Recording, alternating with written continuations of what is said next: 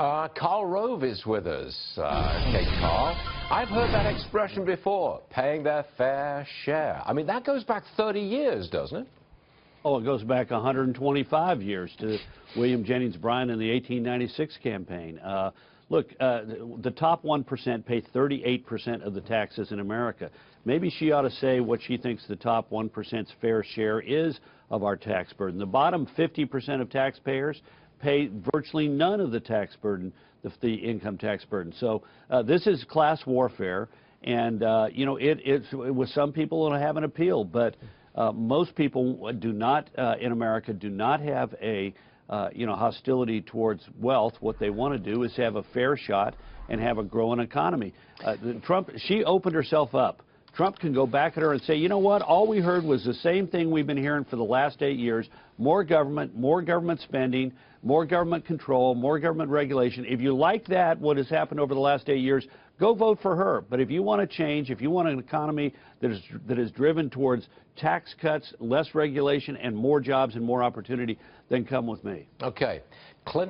Hillary Clinton also, she's under some scrutiny, under some fire actually, for her jobs record when she was a senator from New York.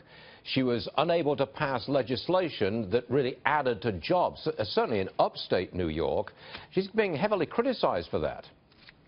Well, she should be, because, look, it's not just simply her failure to get her bill passed, it's the bill itself.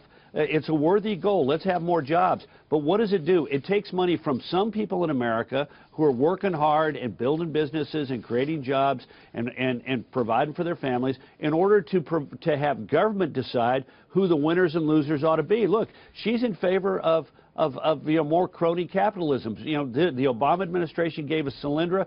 She wants to have Solyndra on steroids. She endorsed an infrastructure bank in which the taxpayers will put the money in, and private investors will join, and the private investors will use the taxpayer dollars in order to invest in projects that they make money off of. That's government picking winners and losers, not the way it ought to be done. Real fast, I've just got literally 30 seconds. If it's Donald Trump says go for growth, and it's Hillary Clinton saying, let's be fair about the economy, who wins? Where's the country at this point, given that choice? Look, it's whoever makes a sustained argument over the course of the next 90-some-odd days who wins that argument. And if Trump makes the pro-growth argument, pro-growth candidates have tended to win that argument year in and year out. And incidentally, before we go, I just got to say thank you for dealing with that twit, Piers Morgan. Thank you. I think I went a little far, Karl. No, you didn't. You didn't go far enough. You were punching down, so you sometimes feel like you're going overboard, but more of that is necessary whenever that twit shows up and insults American athletes who have trained for this great moment. Shameless, isn't it? Really shameless. Shameless. Karl, you're all right. You can come back anytime you like. See you later.